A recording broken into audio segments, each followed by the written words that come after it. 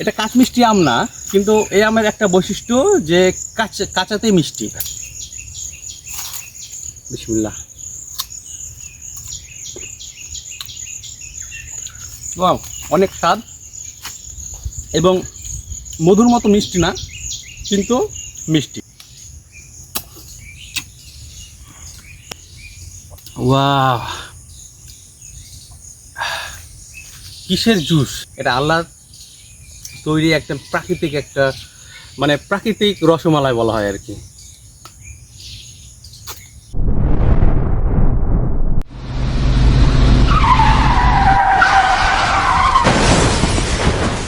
Hello and welcome. আজকে আবারও চলে এসেছি চাপায়ের আম বাগানে।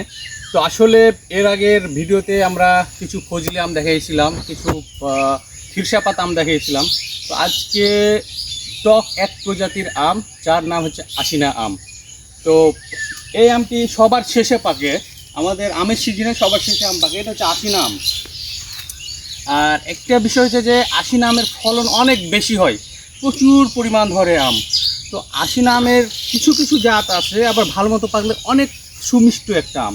তো ম্যাক্সিমাম টক আম, এটা আচার করার জন্য শ্রেষ্ঠ একটা আম। এটা হচ্ছে আশিনা, জাত অনেক ভালো এবং প্রচুর পরিমাণ গাছে ধরে। আর এটা হচ্ছে আমরুপালি। আমরুপালি প্রায় পাকা শুরু হয়ে গেছে, সাইজ মাশাআল্লাহ অনেক সুন্দর। পাশেই আপনাদের যেটা বলছিলাম যে চাপাই মানে হচ্ছে আমের রাজ্য। তো এক বাগানে বিভিন্ন শ্রেণীর আম থাকে, বিভিন্ন প্রজাতির আম থাকে। পাশেই রয়েছে আশিনা গাছের পরেই রয়েছে যে আমাদের আম বাড়িফোর। আপনি দেখতে পাবেন নিশ্চয় যে এই যে ছোট ছোট গাছে কত বড় বড় আম, মাশাআল্লাহ। এক একটা আম এক এক কেজি হবে এবং একটা বাগানে মিনিমাম 15 থেকে 20 প্রজাতির আম রয়েছে। তো যতটুকু পারি আপনাদের আজকে এই ভিডিওতে দেখানোর চেষ্টা করব। এটা হচ্ছে যে আম বাড়িফোর। আপনারা নিশ্চয় ভিডিও কাছ থেকে দেখেন কত বড় আম। একটা আম প্রায় 1 কেজি হয়ে যাবে, মাশাআল্লাহ। গাছ ছোট বাট ফল অনেক বড়। এই যে দেখুন কি সাইজ আম, আমে ছড়িয়ে ছিটে আছে। এখন আম লাল লাল টসটসে আম। তো এটা হচ্ছে আম বাড়িফোর। ভিডিওর সাথে থাকুন, আরও বেশ কিছু আম দেখাবো। তো আশা করি খুব ভালো লাগবে এবং আপনারা ভিডিওটি এনজয় করুন। আমাদের চাপায় একটা ঐতিহ্যবাহী আম পাওয়া যায় যেটাকে বলা হয় কাঁচ মিষ্টি, মানে কাঁচাতেই মিষ্টি।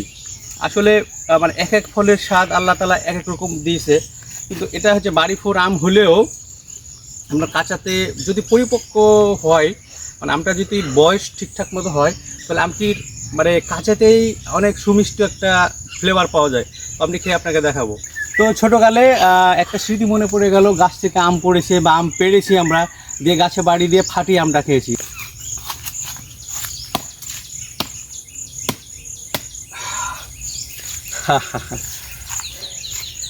এটা কাঁচমিষ্টি আম না, কিন্তু এই আমের একটা বৈশিষ্ট্য যে কাঁচাতেই মিষ্টি। এটা পাকা আম না, কিন্তু কাঁচাতেই মিষ্টি। আমি একটু টেস্ট করব, আপনাদেরকে দেখাবো। বিসমিল্লাহ। ওয়াও, অনেক স্বাদ এবং মধুর মতো মিষ্টি না, কিন্তু মিষ্টি। টক নেই বললেই চলে। তো আসলে কাঁচা মিষ্টি আম এটা না, কিন্তু পুরাটাই কাঁচা মিষ্টির মতো। এই আমটি আপনারা ট্রাই করতে পারেন। সো আমরা কাঁচা আম খাইলাম এবং পাকা আম খাবো, গাছ পাকা আম, সেটাও আপনাদেরকে ভিডিওতে দেখাবো। ভিডিওর সাথেই থাকো। আসলে চাপায়ের বাগানগুলো অনেক বড় হয়ে থাকে, বড় বড় গাছ। তো আমরা নেক্সট কোনো ভিডিওতে আপনাদেরকে চাপায়ের বড় গাছ, বড় আমের গাছ দেখাবো। তো আজকে চলে আসছি এক বাগানে, এখানে কিছুক্ষণ আগে দেখালাম আম বাড়িফোর, পাশে আছে ল্যাংড়া, খিরসাপাত এবং ল্যাংড়া আম প্রায় শেষ হয়ে গেছে। তো আসলে গাছ পাকা কিছু আম খাবো এবং আপনাদেরকে দেখাবো। পাশেই এই গাছটা আম শেষ হয়ে গেছে, একটা আম পেকে আছে। এটা আসলে আমাদের চাপায়ের ভাষায় বলা হয়, কিছু কিছু গ্রাম্য ভাষায় বলা হয় যে গুঠি জাত, গুঠি যে জাতের নাম নেয় ওই আমটাকে আমরা গুঠি বলে দিই আর কি। তো এই যে একটা গাছ পাকা আম আছে, অনেক সুন্দর আম একটা। তো আমটি খেয়ে টেস্ট করে জানাবো। আসলে এই জাতের নাম কি আমি জানি না, তারপর আমটা খেয়ে রিভিউ জানাবো যে আমটা কীরকম। এই যে দেখতেছেন আমটি লাল হয়ে গেছে, তো আমটি পারবো।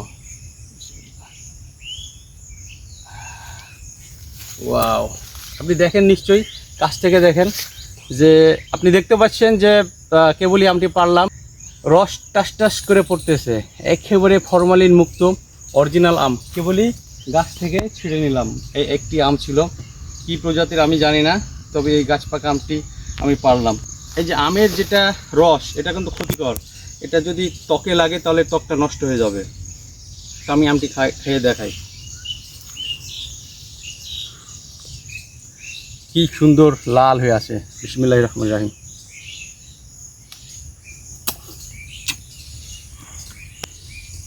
ওয়াও,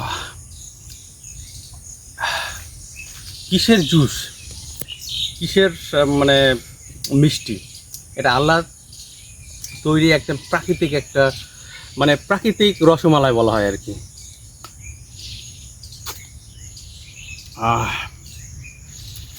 ওখানে দেখেন কি চমৎকার, পুরোটা রসে পরিপূর্ণ।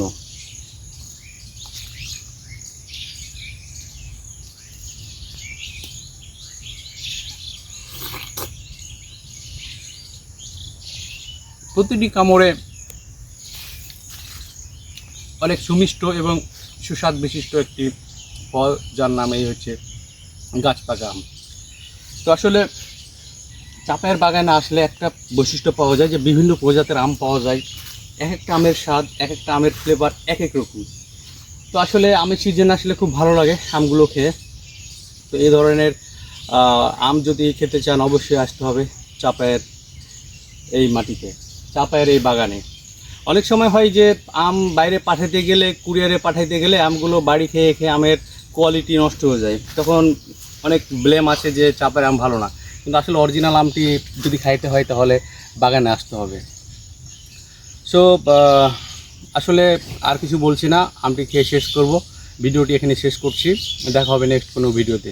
তো সেই পর্যন্ত ভালো থাকুন, সুস্থ থাকুন। আসসালামু আলাইকুম।